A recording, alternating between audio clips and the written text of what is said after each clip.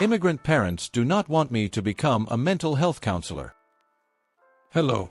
I recently was accepted into a clinical mental health counseling program in Michigan. I'm 25 years old and I graduated with a bachelor's degree in civil engineering in 2019. Since then I worked as a civil engineer and also held a managerial role at a tech startup. Since I was a child I have loved helping others and always wanted to become a mental health counselor, but parental/family pressure pushed me towards a STEM career.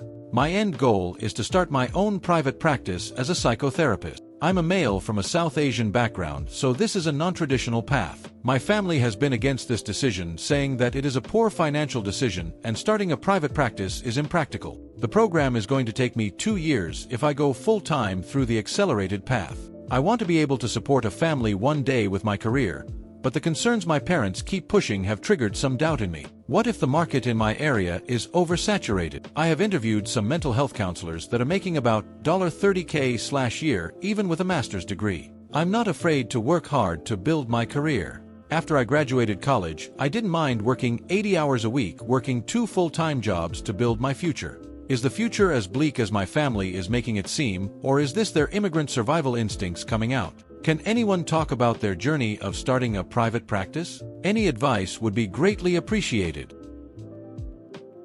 Hey guys, I posted here a few weeks ago and wanted to give an update. Background: my immigrant parents aren't too happy with me going to graduate school to become a psychotherapist. I did my B.S. in civil engineering, but it was never what I wanted to do.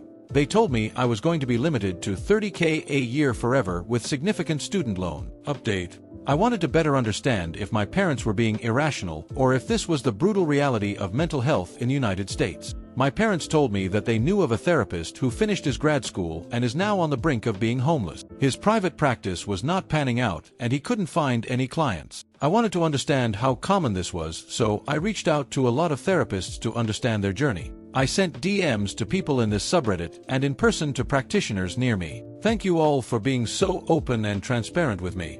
I interviewed about 50 therapists working across different states and sectors. I asked about life after grad school, what regrets they had, compensation history, and if they knew of any horror stories. The general lessons I learned were: 1. There were very few therapists that were at the $30K point. The only ones I could find were those who opted to work in CHM/nonprofits. It's challenging to get compensated appropriately there since the budget is so tight. 2. The most difficult time in most therapists' careers is in the first 2 years after grad school while you have a limited license. This time needs to be treated like a residency. The wages differ by state/focus, but the average during this time $55,000. 3. Once you have a full license, your wages drastically go up. Once again, the figures vary. The general average at a group practice at this stage was $90K, $120K. I also spoke to many people who started a private practice at this stage. This removes a lot of bureaucracy and paperwork, but puts finding bureaucracy and management on your shoulders. Many of those people were making about $180,000,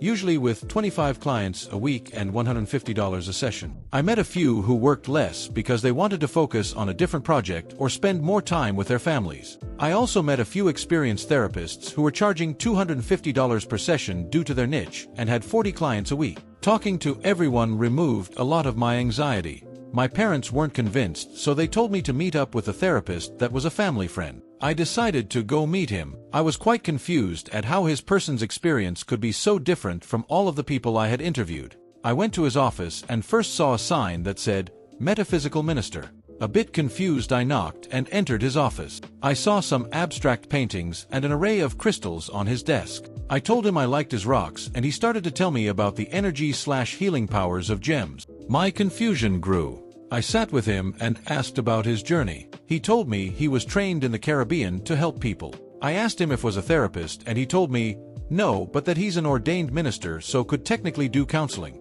The blood left my face. I asked him again to explain what kind of degree he had. He told me again he was a trained metaphysical minister. Note: metaphysics is defined as an idea, doctrine, or posited reality outside of human sense perception. I asked him, "Are you allowed to be called a therapist? Is there any regulatory board over you?" And he told me, "No, there isn't." And it dawned on me that he was a wizard. This whole time my parents thought I was training to become a psychic. I thanked him for his time and left. I then sat in my car for 30 minutes in shock. This was the man who was behind all of this, the one who caused all of this confusion, the one who sent me on a goose chase to understand how therapists become homeless. I told my parents what happened and went to go take a nap without listening to their response. I had a killer headache for the rest of the day. They don't seem to be on my case anymore, so maybe they changed their minds or are too embarrassed to talk about it anymore. I spent so much time researching a problem that doesn't exist. Anyway, I'm starting grad school on September 6th. Thank you guys for all of the support and for everyone who was so transparent about their salaries. I'll keep everyone updated.